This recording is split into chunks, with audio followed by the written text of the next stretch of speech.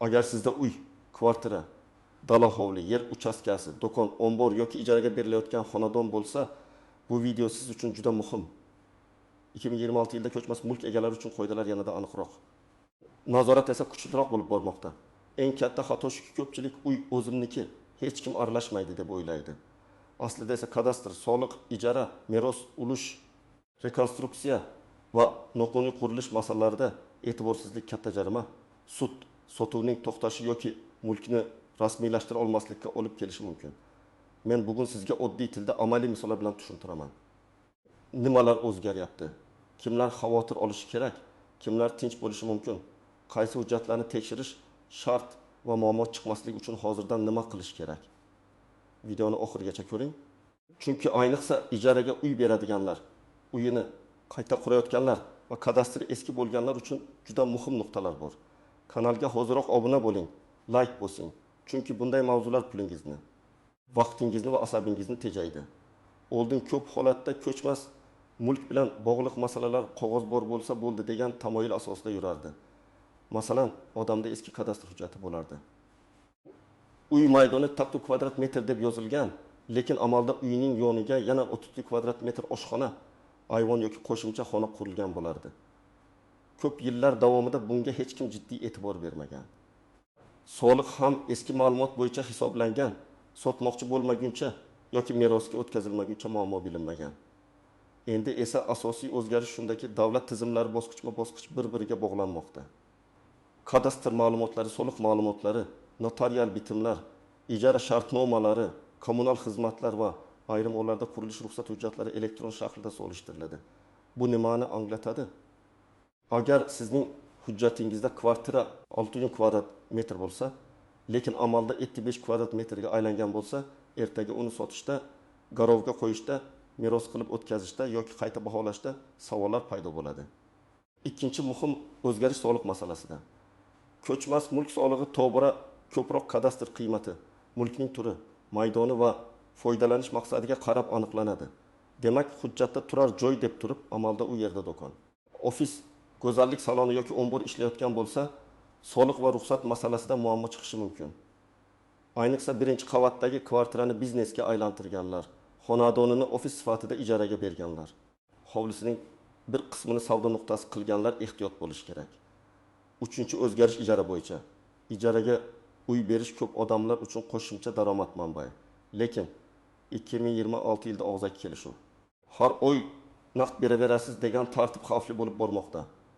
Chunki ijara daromadi ham daromad hisoblanadi. Shartnoma bo'lishi, tomonlarning huquq va majburiyatlari yozilishi. Ayrim holatlarda soliq organlariga ma'lumot berilishi kerak. Agar ijarachi bilan nizo chiqsa, hujjatsiz uy egasi ham himoyasiz qoladi. Masalan, ijarachi 3 oy pul olmasa, kommunal qarz qoldirsa yoki uyga zarar yetkazsa, yozma shartnomasiz o'z haqingizni undirish qiyinlashadi. Asosiy qism 1. Nimalarni bilish kerak, kim xavotir olishi kerak, kim xavotir olmasa ham bo'ladi. Birinchi navbatda ko'chmas mulk egasi o'z hujjatlarini tekshirish kerak. Men doim aytaman, mulk sizniki bo'lishi bir masala, mulk hujjatda to'g'ri aks etgani esa boshqa masala. Kadastr hujjatida manzil, maydon, qavat, xona soni, mulk turi, yer uchastkasi chegarasi va egalik huquqi to'g'ri ko'rsatilgan bo'lishi kerak. Masalan, Toshkent viloyatida bir oila 2010 yilda hovli sotib olgan deb tasavvur qilaylik. Hujjatda yer maydoni 6 sotiq, uy maydoni 1020 kvadrat metr. Keyin ular 2011 yilda yana 1 kvadrat metr qo'shimcha xona qurgan. 2022 yilda garaj qurgan. 2025 yilda esa uyning bir qismini ikkita alohida kirishli qilib ijaraga bergan. Agar bu o'zgarishlarning hech biri kadastrda aks etmagan bo'lsa, 2026 yilda ular uyni sotmoqchi bo'lganda notariusda yoki kadastr organida muammo chiqishi mumkin. Xaridor bank krediti bilan olmoqchi bo'lsa, bank baholovchisi amaldagi holat bilan hujjatni solishtiradi. Farq katta bo'lsa, kredit rad etilishi yoki avval hujjatlarni to'g'rilash talab qilinishi mumkin. Ikkinchi toifa xavotir olishi kerak bo'lganlar. Noqonuniy qurilish qilganlar. Noqonuniy qurilish deganda faqat katta imorat emas. Balkon kengaytirish, umumiy yo'lakdan joy qo'shib olish, tomda qo'shimcha xona qurish, hovlida ruxsatsiz ikkinchi uy tiklash, yer chegarasidan chiqib ketish ham shunga kiradi.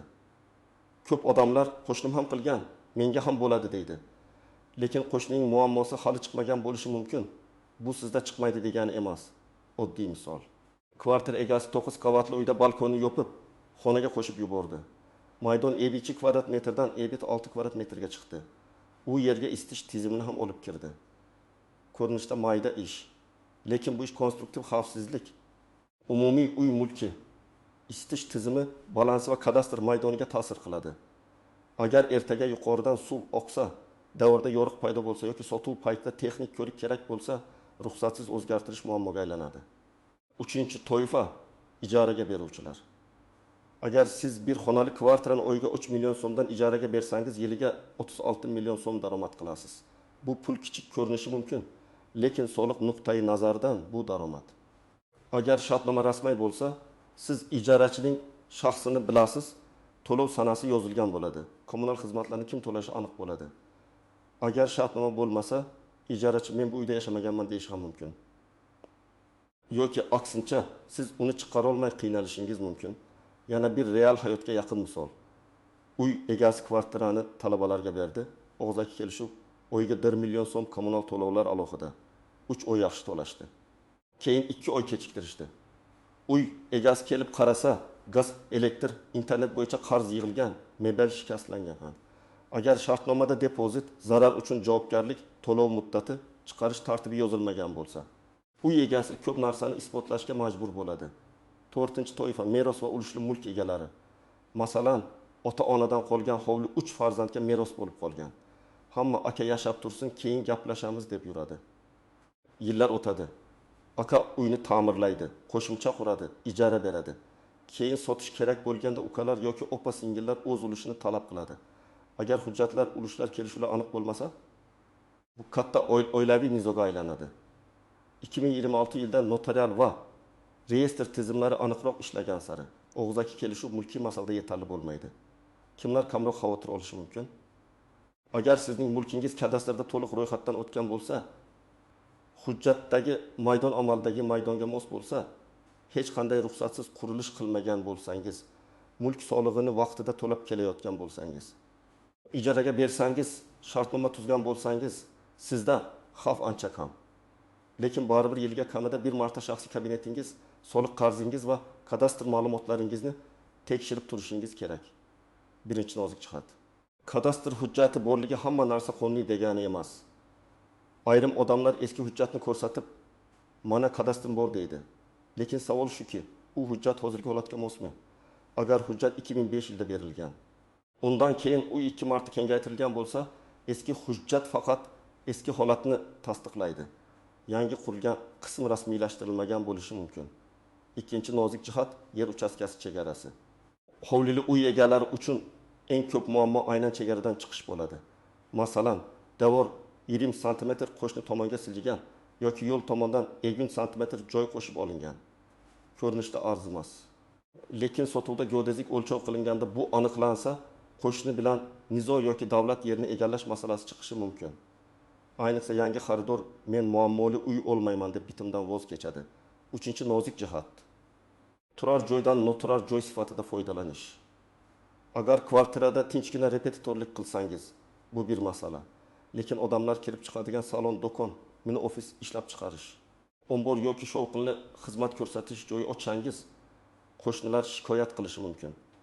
Shikoyatdan keyin sanitariya, yong'in xavfsizligi, kommunal yuklama, kirish-chiqish, ruxsat masalalari ko'tariladi.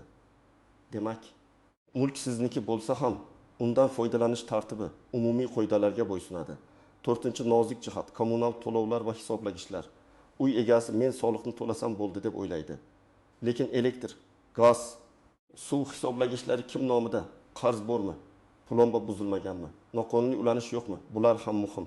Agar mulkni sotayotgan bo'lsangiz, xaridor odatda kommunal qarz yo'qligi haqida ma'lumot so'raydi. Ba'zan eski qarzlar yangi egaga ko'chib o'tmaydi. Lekin amaliyotda ulanishni tiklash, hisobni yangilash, ma'lumotnoma olishda vaqt ketadi. 5-nozik jihat. Ulushli mulkda sotish va ijaraga berish. Agar kvartira 2 kishining nomida bo'lsa, bir o'zicha butun kvartirani ijaraga berishi yoki sotishi mumkin emas. Ikkinchi mulkdorning roziligi kerak bo'ladi. Masalan, er-xotin nikoh davrida uy sotib olgan bo'lsa, hujjatda faqat erning nomi turgan bo'lsa ham, Ayrim holatlarda xotinning roziligi talab qilinadi.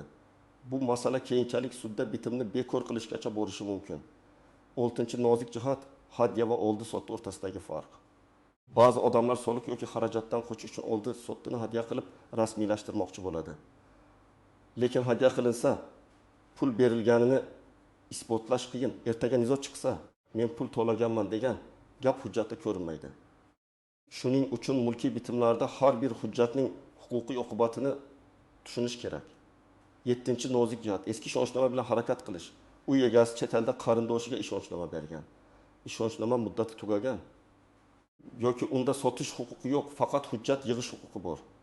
Bunday holatda bitim to'xtaydi.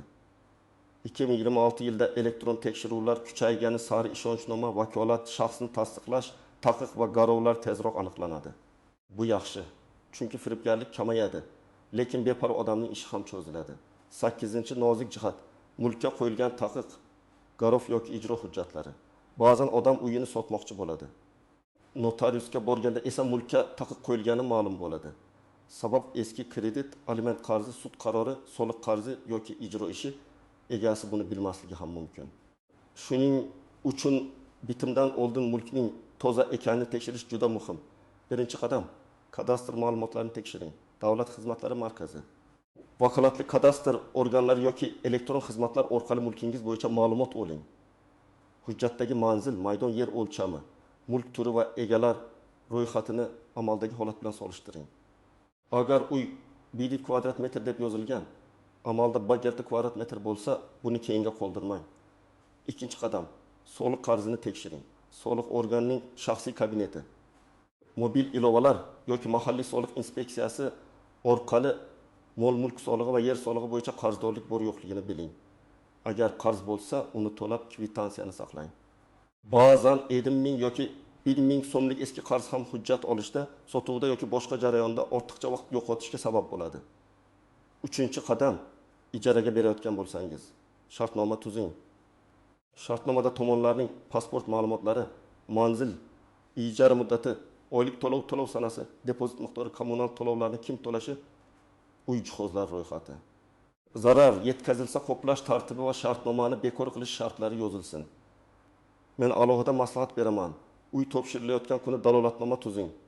Unda divan, televizor, muzlatkich, konditsioner, gaz plitasi, hisoblagich ko'rsatkichlari, davr va pol holati yozilsin. Rasmlar ham saqlansin. 4-qadam, noqonuniy o'zgarishlarni baholang. Agar balkon kengaytirilgan, qo'shimcha xona qurilgan, tom yopilgan, davr ko'chirilgan, hovliga yangi bino tikilgan bo'lsa, mutaxassisga murojaat qiling. Kadastr muhandisi yoki vakolatli tashkilot amaldagi holatni o'lchab, rasmiylashtirish mumkinmi yoki yo'qligini tushuntiradi. Har bir qurilmani qonuniylashtirish mumkin emas.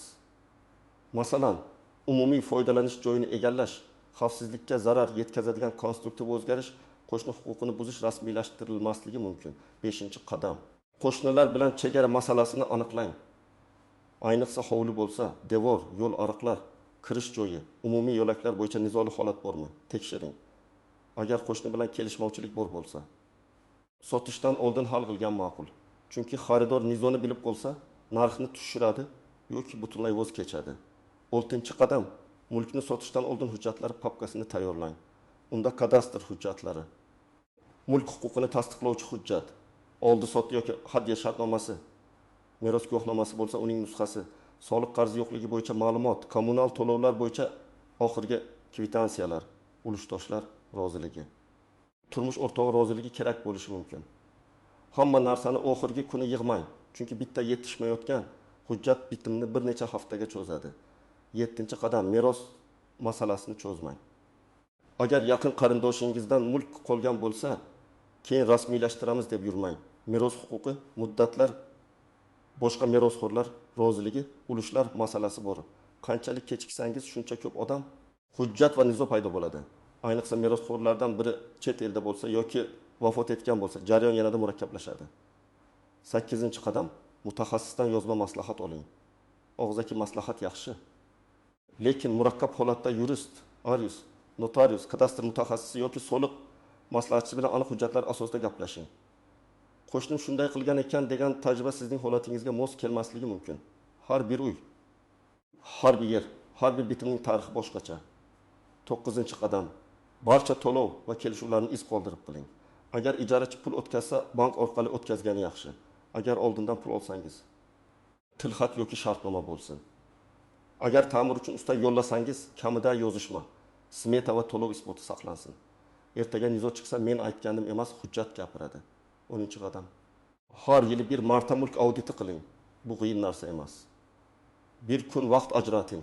Kadastrni tekshiring, soliqni tekshiring, kommunal qarzni tekshiring, ijaraga berilgan bo'lsa, shartnomani yangilang.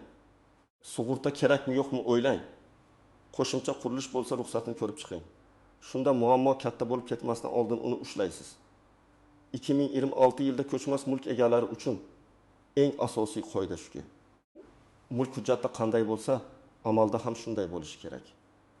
Soliq to'lovlari, kadastr ma'lumotlari, ijara shartnomalari, qurilish o'zgarishlari va ulushli egalik masalalarida beparvolik qilish mumkin emas. Uy yoki yer sizning eng katta aktivlaringizdan biri.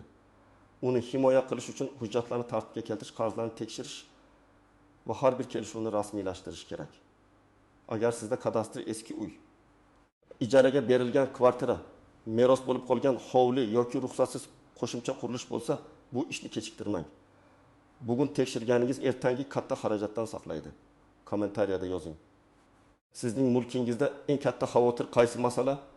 Kadastrmi, soliqmi, ijarami yoki merosmi? Videoga like bosing, kanalga obuna bo'ling va yaqinlaringizga yuboring. Chunki bu ma'lumot har bir uy egasiga kerak bo'ladi.